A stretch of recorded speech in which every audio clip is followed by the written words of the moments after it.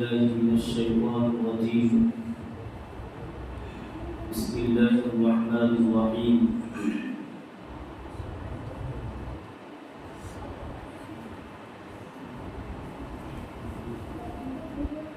وما أصابكم من مصيبة فبما كسبت أيديكم ويعفو عن كثير. وقال تعالى: وقل للمؤمنات يغضضن من أبصارهن ويحفظن فروجهن.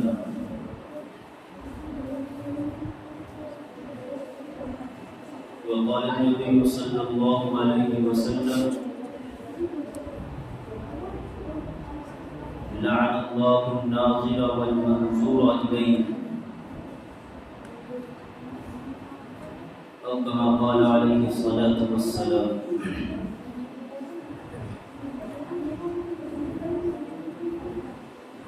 انسان جو گناہ کرتا ہے وہ گناہ دو طرح کے ہوتے ہیں، ایک ظاہری گناہ اور ایک باطنی گناہ۔ ظاہری گناہ جیسے چوری کرنا، ڈاکہ ڈالنا، غیبت کرنا، جھوٹ بولنا، گالی گلوچ کرنا، اور باطنی گناہ جیسے ریاکاری، حسد، جلن، بغض، کینہ، نفرت، الزام، یہ سارے کے سارے باطنی گناہ ہیں۔ یہ حسد یہ دکھائی نہیں دیتا، دل کا گناہ ہے۔ بغض رکھنا، نفرت کرنا، یہ سارے کے سارے دل کے گناہ ہیں، باطنی گناہ ہیں، دکھائی نہیں دیتے۔ تو ظاہری گناہ ہو یا باطنی گناہ ہو، ہر گناہ سے انسان اپنے آپ کو بچائے۔ ہر شخص ظاہری گناہ سے تو اپنے آپ کو بچا لیتا ہے، اور بسا اوقات ایسا ہوتا ہے کہ اللہ کے خوف سے نہیں بلکہ لوگوں کے خوف سے ظاہری گناہ سے اپنے آپ کو بچا لیتا ہے کہ گناہ کرتے ہوئے اگر کوئی دیکھ لے گا تو ہمیں ذلیل و رسوا کرے گا، ہمیں بدنام کرے گا، بے عزتی کرے گا، تو اس وجہ سے ظاہری گناہ سے تو اپنے آپ کو بچا لیتا ہے، لیکن باطنی گناہ سے اپنے آپ کو نہیں بچاتا۔ بہرحال گناہ ظاہری ہو یا باطنی ہو، ہر ایک گناہ سے اپنے آپ کو بچائے۔ جب انسان اپنے آپ کو گناہوں سے بچانے کی فکر کرتا ہے، کوشش کرتا ہے، اللہ رب العزت دنیا کے اندر بھی اس کا حل دیتے ہیں اور آخرت میں بھی اس کا بدلہ دیتا ہے۔ اور جو گناہوں میں ملوث رہتا ہے، اللہ تعالیٰ دنیا کے اندر بھی اس کو سزائیں دیتا ہے اور آخرت کے اندر بھی تو سزا کا مستحق ہوتا ہی ہے۔ نزہۃ المساکین نے ایک واقعہ لکھا ہے کہ ایک عورت، ایک بزرگ فرماتے ہیں کہ میں ایک مرتبہ حج کرنے کے لیے گیا، طواف کر رہا تھا، تو طواف کرتے ہوئے ایک عورت کی آواز بار بار لگا رہی تھی: یا کریم یا کریم عبدک القدیم، اے کریم اے کریم تیرا وعدہ پرانا ہے۔ تو بزرگ فرماتے ہیں میں نے اس عورت سے پوچھا کہ تو اللہ تعالیٰ کو اپنے کس وعدے کا واسطہ دے رہی ہے، کون سا تیرا وعدہ ہے جو پرانا ہو چکا ہے؟ تو اس عورت نے اپنا واقعہ سنایا اور کہا کہ میں ایک مرتبہ اپنے بچے اور اپنے گھر والوں کے ساتھ میں دریائی سفر پر جا رہی تھی، کشتیوں کا سفر تھا۔ جب ہوا صحیح رخ کو مل جاتی تو ہم اپنی منزل مقصود، منزل مراد تک پہنچ جاتے، اور اگر ہوا مخالف ہوتی تو ہم کہیں چلے جائیں پتہ نہیں۔ اور بعض مرتبہ ایسا ہوتا تھا کہ کشتی بھنور میں پہنچ جاتے، پھنس جاتے، تو جس کی وجہ سے لوگ ڈوب جاتے۔ خدا کا کرنا ایسا ہی ہوا، ہم لوگ سفر کر رہے تھے، کشتی بھنور میں پھنس گئی، کشتی ڈوب گئی، سارے کے سارے لوگ ہلاک ہو گئے۔ اللہ کے رحم و کرم سے ایک پایا ملا، لکڑی کا تختہ ملا، اس کے اوپر ہم اپنے بچے کو لے کر سوار ہو گئے، ہم بچ گئے۔ اور دوسرے تختے کے اوپر ایک کالا حبشی سوار ہو گیا، وہ بھی بچ گیا۔ اس کے علاوہ سارے کے سارے لوگ ہلاک ہو گئے۔ جب صبح ہوئی تو اس کالے حبشی نے ہمیں دیکھا،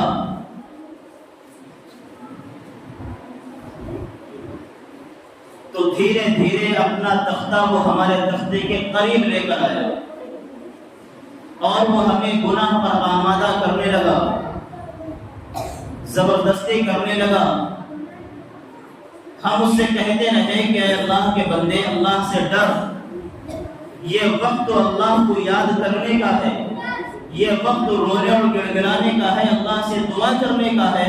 ہم کتنی بڑی مصیبت میں پھنسے ہوئے ہیں کہ ہمارے جتنے ساتھی تھے، تاجر کی ایک جماعت تھی، وہ ساری کے ساری ڈوب کر ہلاک ہو گئی، برباد ہو گئی، مر گئے، اور اللہ نے ہمیں بچایا ہے۔ تو ہم اس پر اللہ کا شکر ادا کریں، اللہ سے دعا کریں، اللہ سے ڈریں، اور تو ہے کہ اس حالت میں بھی گناہ پر آمادہ ہمیں کر رہا ہے۔ لیکن وہ حبشی ماننے کے لیے تیار نہیں ہوا، وہ بار بار اصرار کرنے لگا گناہ کرنے پر۔ اس عورت نے اپنے بچے کو چٹکی لی اور مقصد یہ تھا کہ بچہ روئے گا، ہو سکتا ہے کہ ہم گناہ سے رک جائیں۔ جب بچہ اٹھا، زور زور سے وہ رونے لگا، تو اس عورت نے اس حبشی سے کہا کہ ہم اپنے بچے کو سلائیں، چپ کرا لیں، اس کے بعد میں آپ کی بات پر ہم راضی ہو جائیں گے۔ جب اس عورت نے یہ بات کہی تو اس حبشی نے اس بچے کو لیا اور فوراً جو ہے سمندر کے اندر پھینک دیا۔ جب اس بچے کو لے کر پھینکا تو وہ عورت کہنے لگی کہ ہمارا کلیجہ منہ کے باہر آ گیا، ہم دیکھتے ہی رہ گئے اپنے بچے کو، ہم چیخ و پکار کرتے رہے، ہماری وہاں کون سننے والا تھا؟ ہم اللہ ہی سے کہنے لگے، اے اللہ، تیرے اختیار میں انسانوں کے خیالات ہیں، تو چاہے تو انسان کے خیالات کو اطاعت و فرمانبرداری کی طرف پھیر دے۔ اے اللہ، اس حبشی غلام سے ہمیں بچا لے، ہمیں اس گناہ سے بچا لے۔ اس عورت نے جیسے ہی اللہ سے فریاد کی، اللہ نے فوراً اسی سمندر سے ایک جانور کو نمودار کیا، ظاہر کیا، اور وہ جانور اپنے منہ کو پھیلاتا ہوا آیا اور اس حبشی غلام کو اپنے منہ کے اندر نگل لیا۔ اس عورت نے اللہ کا شکر ادا کیا کہ اللہ تو نے ہمیں اس گناہ سے بچا لیا۔ ہوا اپنے تھپیڑوں کے ساتھ میں اس کشتی کو ایک جزیرے کے قریب لے گئی۔ وہ عورت اس جزیرے پہ اتری، دیکھا کہ وہاں ہریالی ہے، سبزہ اگا ہوا ہے، پانی بھی خوب ہے۔ وہ سوچنے لگے کہ جب تک ہم یہاں رہیں گے، زندگی گزارنے کے اسباب تو مہیا ہی ہو گئے ہیں، ہم یہی پانی پیئیں گے، یہی سبزہ کھائیں گے۔ وہ فرق کہنے لگے کہ ہم وہاں 4 دن رکے۔ 4 دنوں کے بعد میں ہمیں ایک بحری سمندر دکھائی دیا۔ ہم جزیرے کے باہر آئے اور اپنا کپڑا زور زور سے ہلانے لگے تاکہ کشتی والے، سمندر والے دیکھیں تو وہ ہمیں بچانے کے لیے آ جائیں۔ چنانچہ خدا کا کرنا ایسا ہوا کہ وہ سمندر والے اس عورت کے قریب آ گئے۔ ایک چھوٹی سی کشتی لے کر 3 آدمی سوار ہوئے اس جزیرے کے پاس آئے۔ وہ عورت اس کشتی پر سوار ہوئی تو بڑے بحری سمندر کے اندر چلی گئی۔ اس بڑے سمندر میں سوار ہونے کے بعد میں اس عورت نے اس ایک بچے کو دیکھا، تو وہ دیکھا کہ وہ ٹکٹکی نگاہوں سے دیکھنے لگی کہ یہ تو ہمارا ہی بچہ ہے۔ فوراً اس کو پیار کرنے لگی، چومنے لگی، بوسہ دینے لگی۔ اس جہاز پر جتنے لوگ سوار تھے وہ کہنے لگے کہ تو پاگل ہو گئی ہے، یہ کیا کر رہی ہے، تیرا بچہ ہے۔ تو وہ عورت کہنے لگی، ہاں ہاں، یہ ہمارا ہی بچہ ہے۔ ہمارے ساتھ میں ایک عجیب و غریب واقعہ پیش آیا کہ ایک غلام نے ہمیں گناہ پر آمادہ کیا، ہمارے جتنے ساتھی تھے سارے کے سارے کشتی کے اندر سوار تھے، وہ ڈوب گئے تھے، سارے کے سارے ہلاک ہو گئے، اللہ نے ہمیں بچا لیا۔ پھر اس غلام نے ہمارے بچے کو لے کر سمندر میں پھینک دیا۔ اس نے اپنا سارا واقعہ سنایا۔ اس جہاز کے اندر جتنے لوگ بیٹھے ہوئے تھے سب نے تعجب کیا، اور پھر انہوں نے بھی کہا کہ ہم اپنے ساتھ میں جو ہمارا ساتھ ایک عجیب واقعہ پیش آیا ہم انہیں تمہیں بیان کرتے ہیں۔ انہوں نے بتایا کہ ہماری کشتی، ہمارا جہاز آگے جا رہا تھا، اچانک دیکھا کہ ایک بڑا سا جانور منہ پھیلائے ہوئے کھڑا ہے، اور ایک غیب سے آواز آئی کہ یہ جو بچہ ہمارے پیٹھ پر سوار ہے اس بچے کو تم لے لو، اور اگر اس بچے کو نہیں اٹھاؤ گے تو تم سارے کے سارے مارے جاؤ گے۔ تو لوگوں نے کہا کہ ہم نے اس بچے کو اٹھا لیا، پھر وہ جانور اندر کو چلا گیا۔ تو خدا کی قدرت کا کرشمہ یہاں یہ دیکھیے کہ اس حبشی نے گناہ سے بچنے کا کوئی ارادہ نہیں کیا، گناہ کرنے پر اپنے آپ کو آمادہ کرتا رہا، اور اس عورت کو بھی آمادہ کرتا رہا، کوشش کرتا رہا کہ کیسے کا ہم گناہ کر لیں، لیکن خدا کا کرنا ایسا ہوا کہ اس کی گناہ کی نحوست کی وجہ سے اللہ نے اس کو ہلاک کر دیا، تباہ و برباد کر دیا۔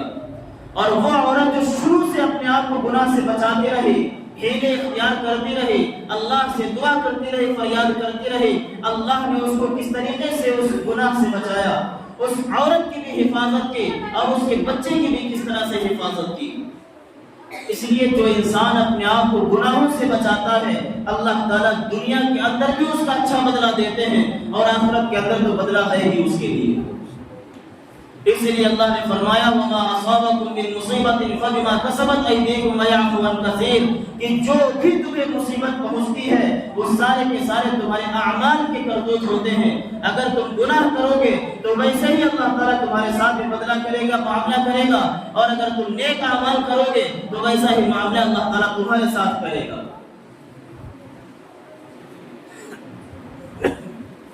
بعض مرتبہ ایسا ہوتا ہے کہ انسان بڑا ہی نیک ہوتا ہے، متقی ہوتا ہے، پرہیزگار ہوتا ہے، لیکن اس کے معاملات درست نہیں ہوتے۔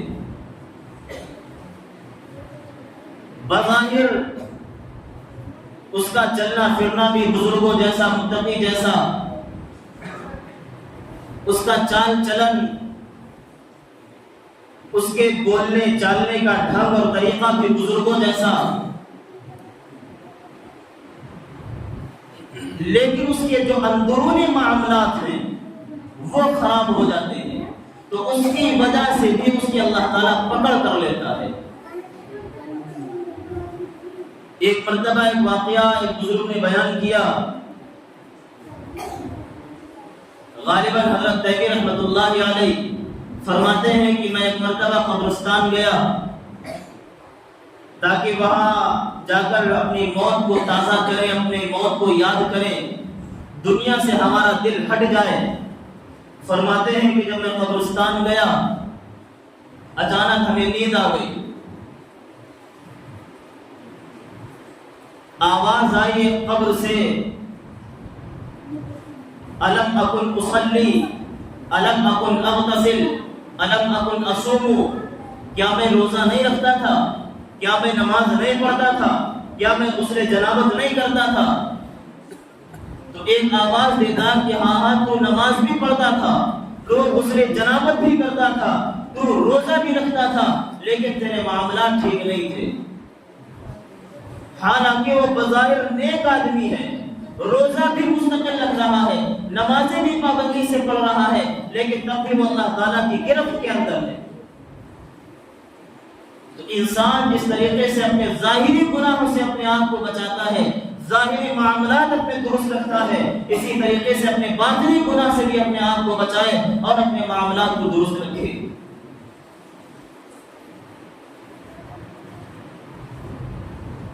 بعض مرتبہ گناہ اتنا عام ہو جاتا ہے، اتنا انسان کثرت سے کرنے لگتا ہے، پھر وہ گناہ لگتا ہی نہیں ہے۔ ان میں سے ایک ہے بد نظری کا گناہ۔ بد نظری کا گناہ اتنا عام ہو چکا ہے کہ انسان اس کو گناہ بھی نہیں سمجھتا، حالانکہ بد نظری کا گناہ اتنا خطرناک ہے کہ اللہ رب العزت اس کی نحوست کی وجہ سے انسان کے ایمان کو بھی سلب کر لیتا ہے، انسان کا ایمان بھی ختم ہو جاتا ہے۔ ایک مرتبہ ایک مؤذن اذان دینے کے لیے چھت کے اوپر چڑھا۔ مسجد کے بغل میں ایک عیسائی لڑکی رہا کرتی تھی، اس عیسائی لڑکی کے اوپر اس کی نظر پڑے، اس کے اوپر وہ فریفتہ ہو گیا، دل آ گیا۔ صرف نظر ہی پڑی تھی، نظر پڑتے ہی اس کے اوپر وہ فریفتہ ہو گیا۔ جب اس کے گھر کے اندر گیا، اس نے اپنی حالت، اپنی کیفیت بیان کی، تو اس عورت نے کہا کہ ہم تو راضی ہیں لیکن ہمارے والد صاحب راضی نہیں ہوں گے کیونکہ تم مسلمان ہو۔ تو مؤذن اس بات پر بھی رضامند ہو گیا کہ ہم اپنے اسلام کو چھوڑ دیں گے، تمہارا مذہب ہم اختیار کر لیں گے۔ چنانچہ اس نے اپنا اسلام مذہب بھی چھوڑ دیا، اور خدا کا کرنا ایسا ہوا کہ وہ چھت پر کسی کام سے چڑھا اور گر گیا، اور وہیں پر اس کا انتقال ہو گیا۔ تو بد نظری کی سزا یہ ملی کہ اس کا ایمان بھی چلا گیا، اس کا انتقال بھی ہو گیا، نہ خدا ہی ملا، نہ مثال صنم، نہ ادھر کے رہے نہ ادھر کے رہے۔ اللہ رب العزت دنیا کے اندر بھی اس کی سزائیں دیتا ہے، اس کے نقصانات دکھلاتا ہے۔ بد نظری کا پہلا نقصان تو یہ ہے کہ النظر سهم مسموم من سهام ابلیس، کہ یہ جو بد نظری ہے یہ شیطان کے تیروں میں سے ایک تیر ہے۔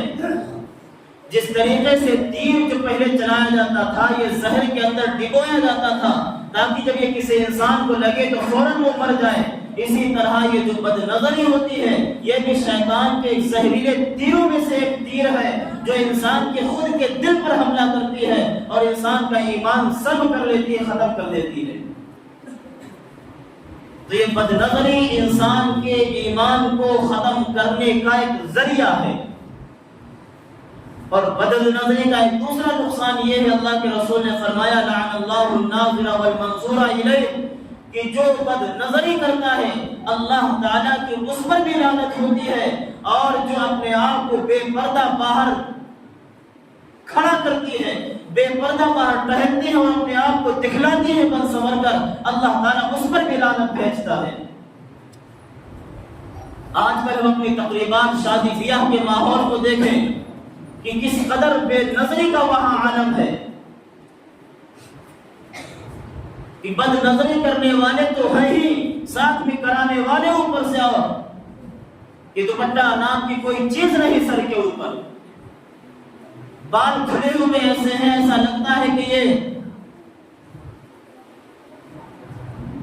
مزاروں پر جس طریقے سے لوگ آتے ہیں کہ ان کے اوپر جنات سوار میں بال کھول کر ناچتے ہیں، ایسے ہی وہاں شادی بیاہ میں وہ نظر آتی ہیں۔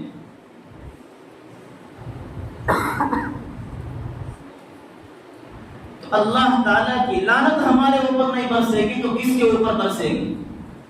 ہم نے اس گناہ کو گناہ ہی نہیں سمجھا۔ اللہ کے رسول نے فرمایا تھا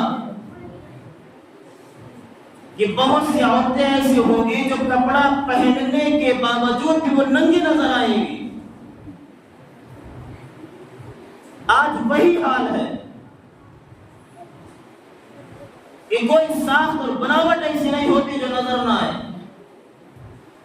اور جو باپردہ خواتین ہیں جو برقع بھی پہنتی ہیں، اور برقع بھی اتنا ڈیزائن دار کہ نہ چاہتے ہوئے کہ لوگ ان کے برقع کو دیکھتے ہیں کہ کہیں تو یہاں پر ماشاءاللہ لکھا ہوا، اب نہ بھی انسان دیکھنا چاہے تب بھی غور سے دیکھے گا کہ کتنی بہترین ڈیزائن ہے، اب چاہے وہ برقعے کی ڈیزائن دیکھے یا برقعے کے اندر والی کو ڈیزائن دیکھے۔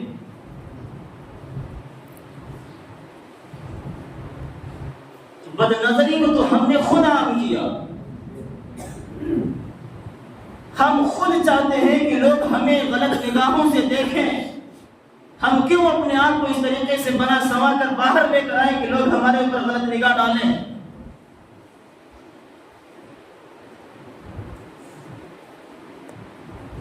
کتنے بے حیا اور بے شرم ہوں گے اس عورت کے ماں باپ جو اپنے اولاد کو روکتے نہیں ہیں اور وہ راضی ہیں اپنے اس اولاد کی حرکت پر جو بے پردہ باہر ٹہلتی ہیں۔ انسان چاہے جتنا پکا نمازی ہو جائے، متقی و پرہیزگار ہو جائے، اگر اس کے گھر کا ماحول درست نہیں ہے تو اللہ تعالیٰ اس کی پکڑ ضرور کرے گا۔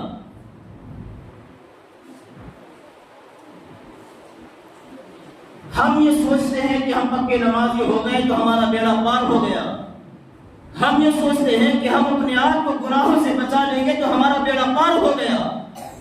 اگر ہم اپنے اولاد کو نیک نہ بنا سکے، ہم اپنے اولاد کو گناہوں سے نہ روک سکے تو یہی اولاد ہمارے لیے کافی ہے جہنم میں لے جانے کے لیے۔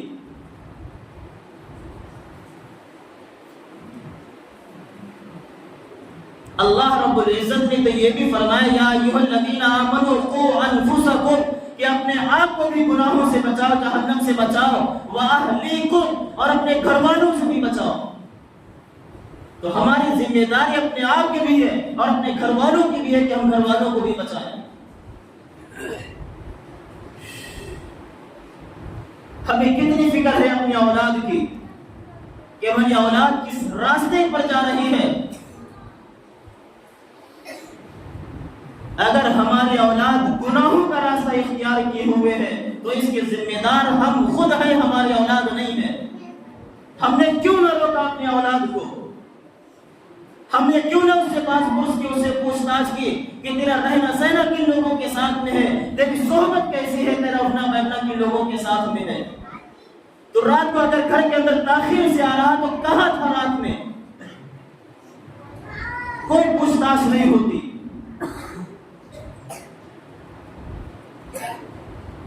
جب اولاد بگڑ جاتی ہے اور گناہوں پر جڑی ہو جاتی ہے اس کے بعد میں ہمیں فکر لاحق ہوتی ہے کہ ہماری اولاد تو ہمارے ہاتھ سے نکل گئی۔ اب کف افسوس کے ملنے کے بجائے اور ہمارے پاس کیا ہے؟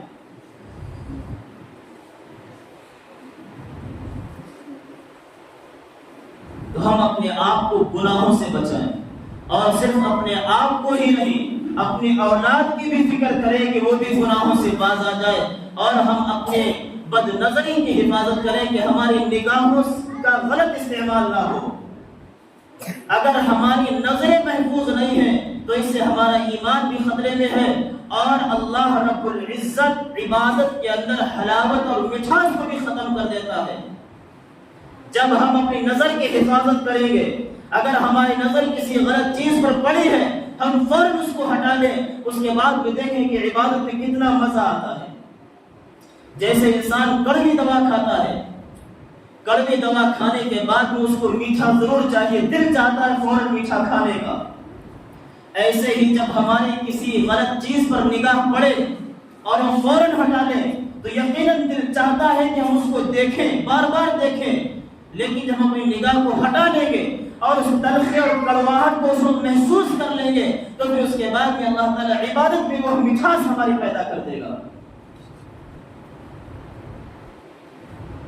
بزرگوں نے دعا بھی لکھی ہے کہ انسان اپنے آپ کو بد نظری کے گناہ سے کیسے بچائے، کہ جب یہ اندیشہ ہو کہ نظر سے گناہ ہو جائے گا، بد نظری ہماری ہو جائے گی، تو اس دعا کا اہتمام کرے، اللہم انی اعوذ بک من خائنۃ الاعین وما تخفی الصدور۔ اللہم انی اعوذ بک من خائنۃ الاعین وما تخفی الصدور۔ بزرگوں نے لکھا ہے کہ اس دعا کی برکت سے انسان بد نظری سے محفوظ ہو جائے گا۔ اللہ تعالیٰ عمل کی توفیق عطا فرمائے۔